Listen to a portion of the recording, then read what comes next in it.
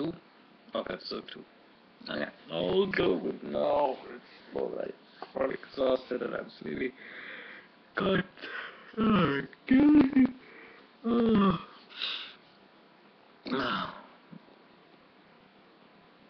Yes, I'm tired. Oh no, I ruined my hair. Let's get my style back a little.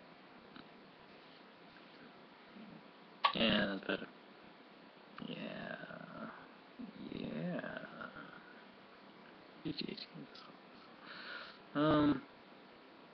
Yeah, okay. Talk about my favorite 3 books would be Captain America, Fantastic Four, and this other book called Indestructible Hulk. My monkey will bring the first comic book. Yeah, this is very good. This is very good. You need any help? No, it's okay.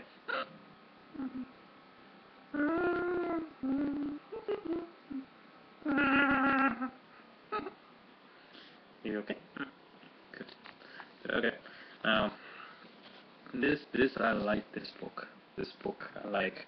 Usually I don't really like most of the Marvel now books that you can get. I mean, they're interesting, right? X-Men is too many, but a couple of them stick out, like All-Star. Avengers, a few more stick out. Probably thanks to my renewed interest in Avengers, and Avengers Arena was almost... Oh, the Academy made me sad. Upper Reading Academy made me sad that I like Avengers Arena so much. It made me feel guilty. I didn't like Hickman's Avengers. I thought Uncanny Avengers was very silly. I like the other dark one with Scar. I think that's Dark Avengers in a different universe. Yeah. Okay. But the things that stuck out to me most: Do I regret buying Iron Man 1? Who wants to buy it? I want to sell it so bad. Okay, so the book, could I? Thor. Okay, I love this book. Not just for the artwork, which is beautiful, because I've seen Isat Rivik, if that's how you pronounce his name, paint some Lokis. The 2 times I saw him in the convention. These panels are just damn beautiful. And for the price, it's $3.99, which is ridiculous. I mean, it is ridiculous when you think about it.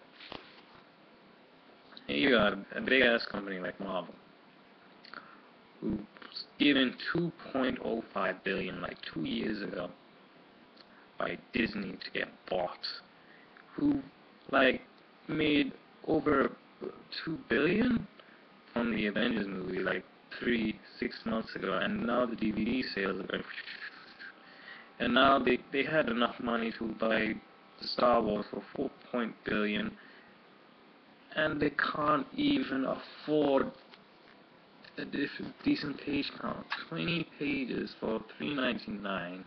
And this cover, see this paper stock? The cover, it used to be nice and glossy. Now, they touch it too hard, the paint comes off on my fingers. I'm terrified of touching Marvel books because I know how weak and fragile they are.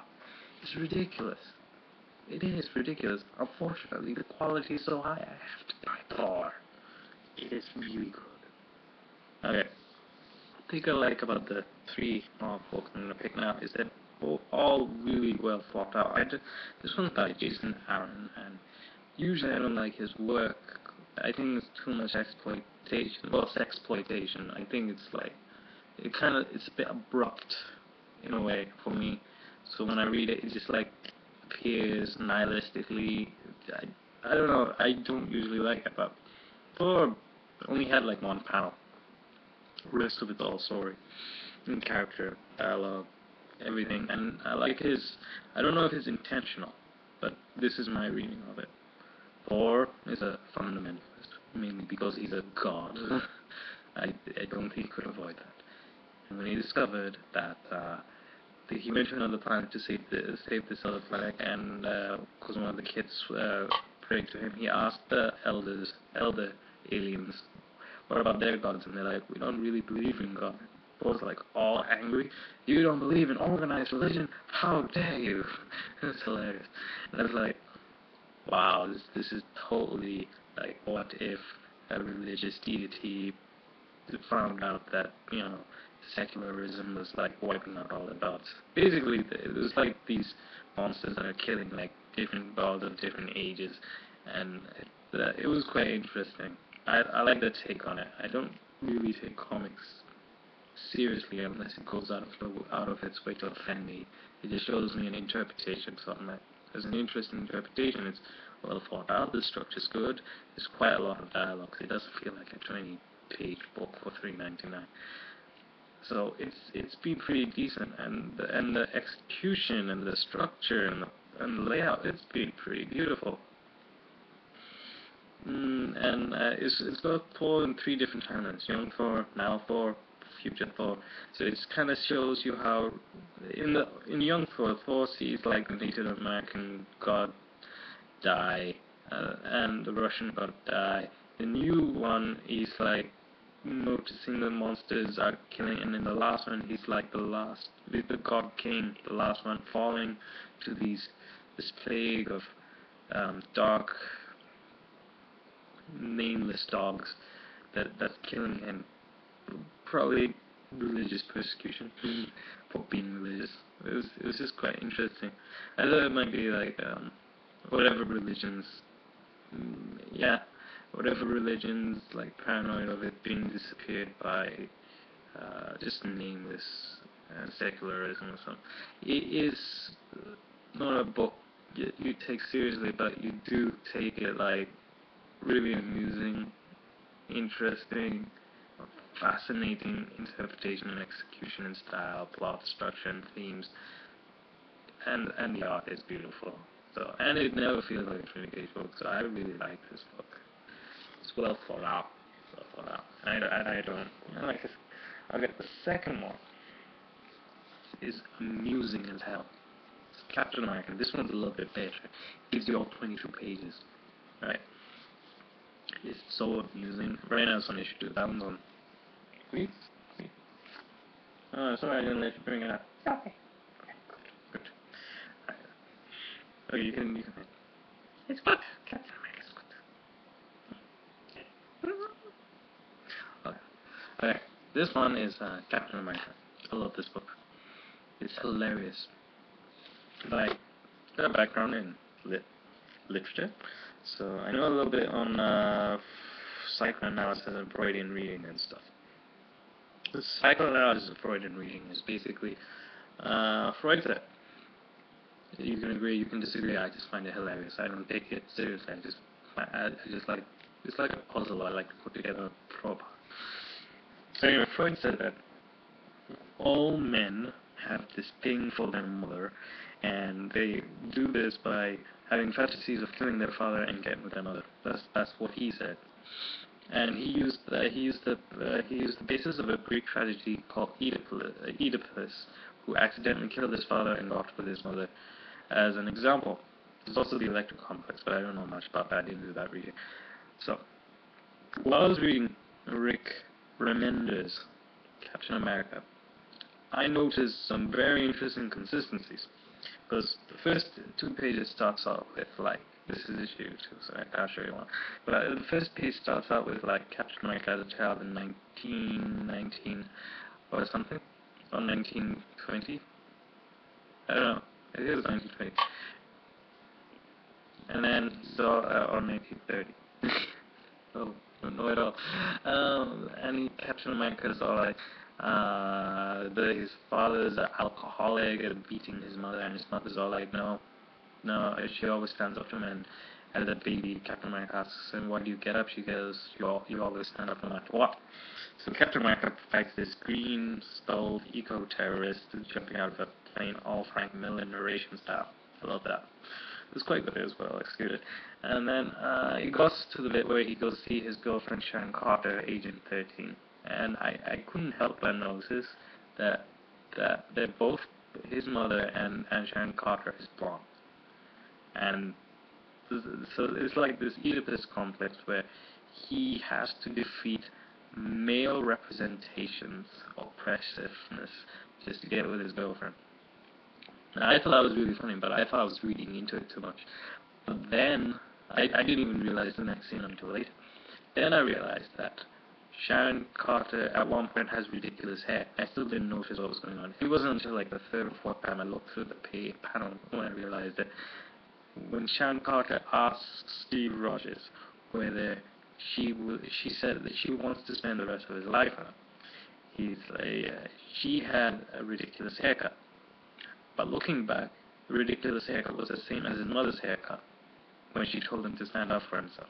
So Captain America seems to be attracted to blonde, big-breasted women that remind him of his mother. And I was like, that Freudian complex, hilarious. Oh, remember, you're hilarious, man. You're hilarious, man. So anyway, that's the first part that I found funny. The second part I found funny was Captain America goes into this Dimension Z, which is basically where Hulk went, but the Captain America version, like Planet Hulk, is called this Planet Captain America. Armin Zola, whoever that guy is, kidnaps him once he gets to Dimension Z, and Captain America escapes with a baby that looks like a clone. Right? He jumps out of it. And this is right after Sharon Carter asks him if he wants to spend the rest of his life with her. And Captain America thinks should he start a family. So he decides to start kidnapping a baby. A clone, no less. Now, a clone is a part of yourself. Now, if Captain America got with his mother, would it be his son or his brother? And would it be a clone? So I'm thinking, remember, you son of a bitch. You are one funny guy. So I find it it's amusing thematically. It's quite amusing, at least for us literature types. Okay, I'm kind of a literature type, but it was pretty funny, and I like the artwork. I like the artwork for this, but I quite like John Romita Jr. Romita. It's good. Okay, you can bring the last one. This one isn't that well as deep as the other two. Thank you.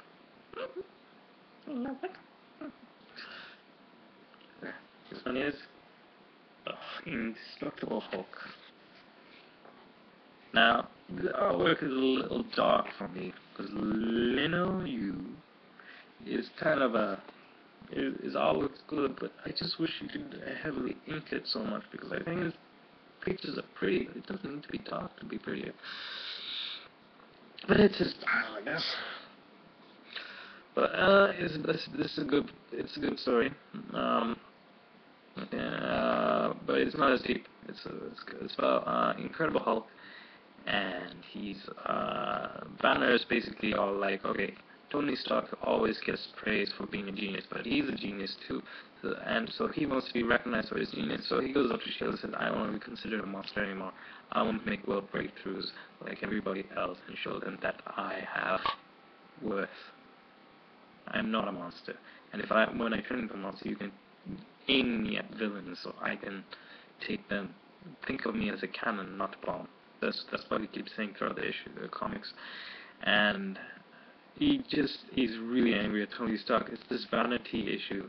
It's about vanity. It's about Banner's vanity, which is a really interesting take, and it's Peter David, and I like Peter David. Wait, it's not Peter David, it's Mark Waid. What am I such an asshole for? Peter David already did Hulk. He did a great Hulk.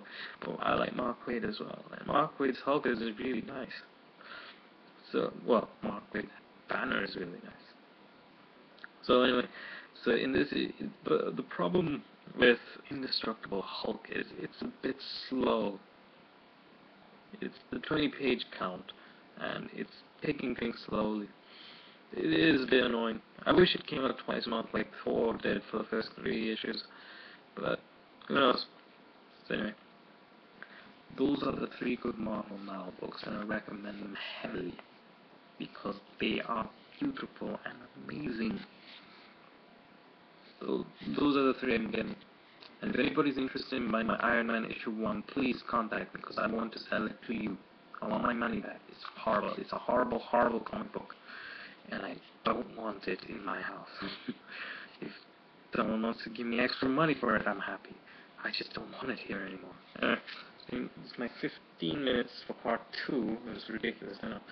I'll try making the next one shorter. Because there's too much to talk about. I'll either do the next one on Gazing or Image. I'll probably do it now. I can't sleep. So, arrivederci. See you next episode. Yes.